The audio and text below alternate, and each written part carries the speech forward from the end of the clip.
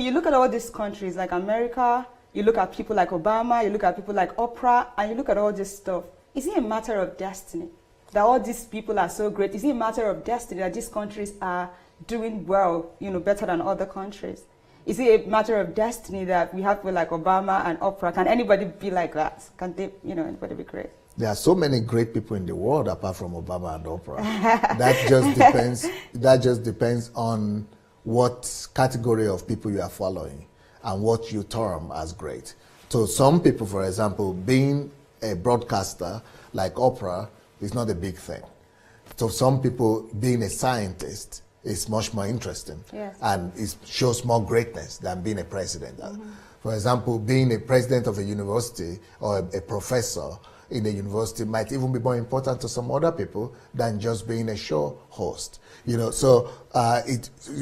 People are great in their own class and in their own countries. But the mistake we often made is that we think that people who come on TV are the ones who are great.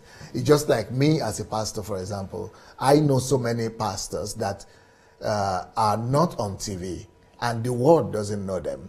But most people that people know are those who come on TV. But they are not always the best pastors or the best ministers or the most gifted people. So people are just buying into what they see, yes, or what they sell to them. So because we see Oprah and Obama on TV all the time, that doesn't mean that is greatness just because you see them. Wow. There are some people who are even citizens of the United States that don't respect Obama.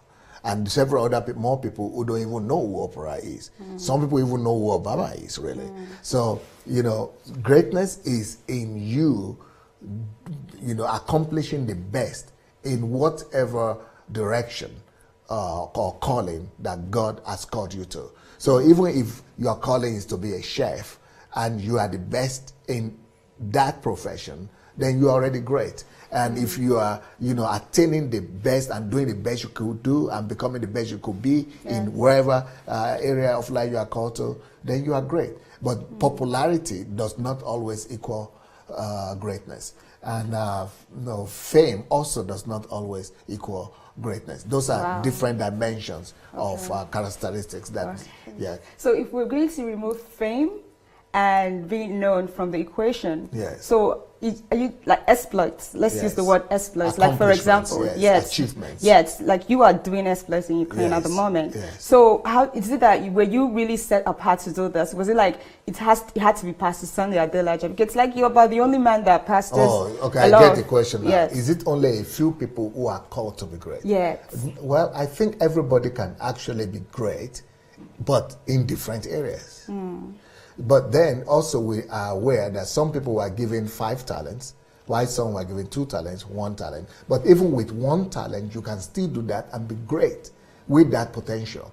That's why Jesus condemned the person who had 1 talent and looked down at his gift. He thought because he had 1 talent, he could not be great using just 1 talent. But it doesn't matter what you start with. It doesn't matter what you're beginning. What really matters is what you do with the little you have. So what really is important is not what you do not have, but what you do with, yes, what you do have. Yes. So God is trying to say the same kind of greatness that the one with 5 talents attained could have been attained by this man with 1 talent. But because he looked down at his own potential and his gift, he did not attempt to even do anything with it. That's why he was condemned.